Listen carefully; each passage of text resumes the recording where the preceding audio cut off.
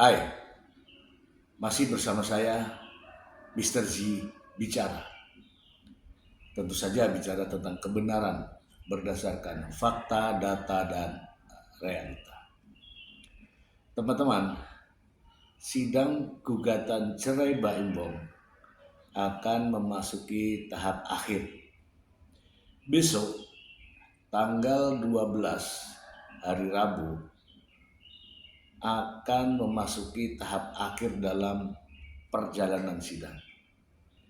Gugatan Baim Bong kepada Paula Verhoeven akan segera berakhir dengan sebuah keputusan pengadilan.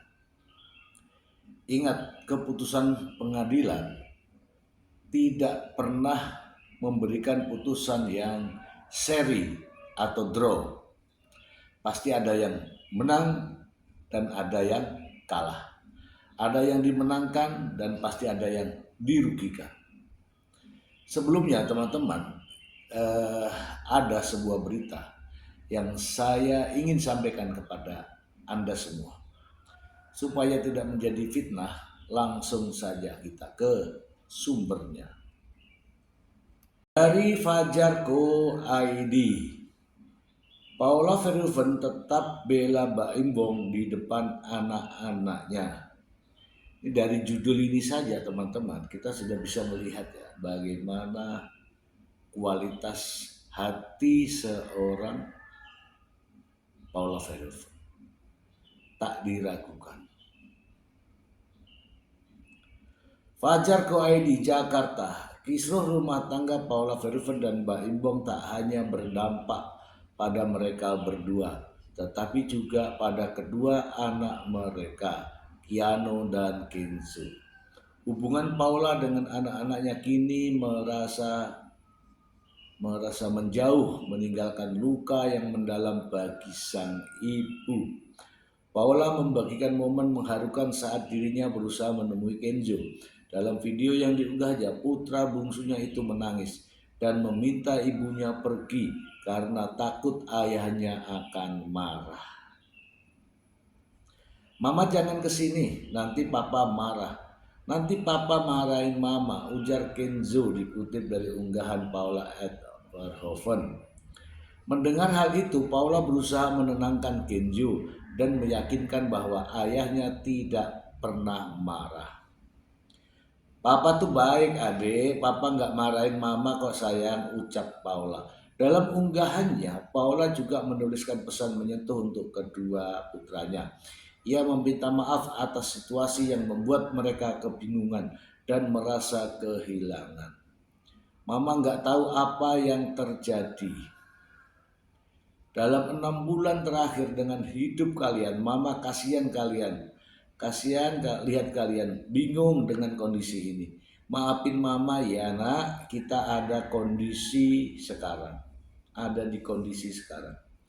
Baim Bong mengajukan gugatan cerai terhadap Paula Verhoeven di Pengadilan Agama Jakarta Selatan sejak 8 Oktober 2025.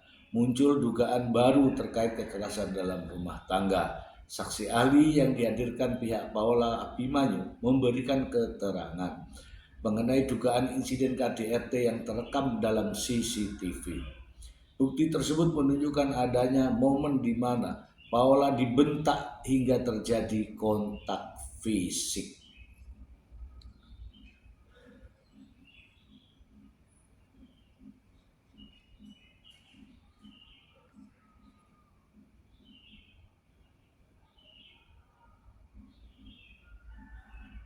Kini keputusan pengadilan mengenai hak asuh anak menjadi hal yang sangat dinantikan oleh Paula Verhoeven yang tetap berharap bisa terus dekat dengan kedua putranya.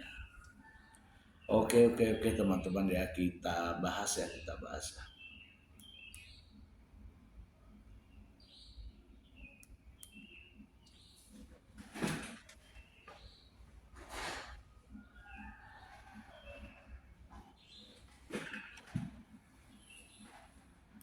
Baik teman-teman ya, pada hari Rabu nanti adalah adanya kesimpulan kesimpulan akhir dari perjalanan sidang gugatan cerai Baim Wong kepada Paula Verhoeven.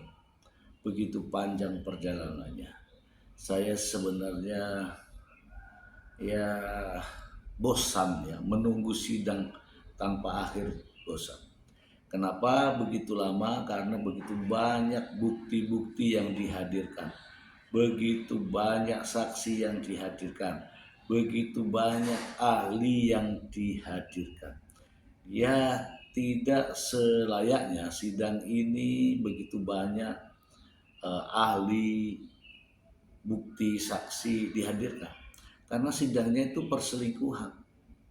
Kalau benar terjadi perselingkuhan, itu masalahnya. Karena ini tidak benar, maka bukti yang dihadirkan oleh Baim Wong harus dipatahkan oleh Paula Verhoeven. Saksi yang dihadirkan oleh Baim Wong harus dipatahkan oleh Paula Verhoeven. Ahli yang dihadirkan oleh Baim Wong dihajar juga dengan ahli oleh Paula Verhoeven. Inilah persidangan sehingga memakan waktu yang lama. Namun di saat hakim akan mengambil keputusan dalam minggu ini, ternyata Baim Wong dikagetkan dengan tangisan anaknya, dikagetkan dengan suara anaknya di saat menangis. Mama jangan kesini, nanti papa marah.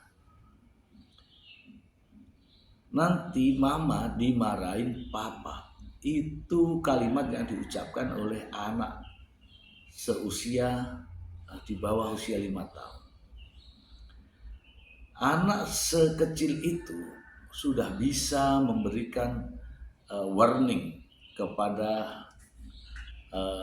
orang tuanya. Hal ini dikuatkan dengan kehadiran Paula, agar kehadirannya itu tidak membuat marah terhadap Baim Wong. Dan Kenzo mencegah hal itu agar tidak terjadi kemarahan. Nah, kenapa Kenzo mengatakan itu? Ya karena sudah berulang kali kemungkinan Kenzo melihat kondisi itu, sehingga tidak mau lagi terjadi kemarahan kepada ibunya oleh ayahnya tentu saja. Dan ini menghebohkan. Dan hakim pun melihat ini. Majelis hakim pun melihat ini. Adanya rekaman ini menunjukkan bahwa dalam rumah tangga Baim Wong dan Paula terjadi sesuatu perselisihan. Terjadi sesuatu perselisihan. Sehingga anak pun merasa trauma dengan amarah-amarah bapaknya. Karena teman-teman ya, ini mohon maaf ya, ini analisa saya. Karena tudingan Baim Wong adalah perselingkuhan dan itu tidak bisa dibuktikan. Kalau tidak bisa dibuktikan, maka tidak ada perselingkuhan. Berarti tidak ada persoalan. Muncul lagi kalimat adanya trauma anak. Itu juga tidak bisa dibuktikan. Sehingga kembali ke kosong-kosong. Namun di titik akhir justru hakim menemukan ternyata keduanya terjadi persoalan. Hal ini dibuktikan dengan adanya tangisan Kenzo yang mengatakan, "Mama jangan kesini, nanti papa marah." Ini memiliki makna yang sangat luar biasa. Salah satunya adalah adanya perselisihan antara keduanya, yaitu Mbak Imbong dan Paula Verhoeven. Jika terjadi amarah dan menimbulkan trauma pada anaknya, hal inilah hakim yang akan memutuskan. Ya, saya rasa kalau kita melihat dari kebiasaan, kalau melihat dari fakta-fakta yang ada, bahwa di pengadilan agama di mana saja di seluruh Indonesia, pengadilan agama menggunakan yang namanya pedoman, yaitu kompilasi hukum Islam. Dan apabila menggunakan kompilasi hukum Islam, tentunya terkait dengan perceraian, hak asuh anak kepada anak yang belum berusia 12 tahun atau belum memaji, hak asuhnya akan diberikan kepada ibunya. Itu pasti. Titik, tidak ada lagi koma. Diberikan kepada ibunya. Dan kewajiban ayahnya adalah memberikan nafkah pemeliharaan. Oke teman-teman, nanti ya rencana kita ini tanggal 12 Maret kita akan membaca surat ikhlas ya bersama-sama ya. Kita kirimkan untuk support ya, untuk dukungan kita kepada Paula Verhoeven. Ya, teman-teman, sekali lagi kita kirimkan doa ya dan surat ikhlas kepada Paula Verhoeven sebagai bentuk dukungan agar putusannya nanti memberikan hak asuh anak kepada ibunya. Dan tentu saja Mbak Imbong berkewajiban menanggung nafkah pemeliharaan. Itu saja, semoga bermanfaat. Terima kasih.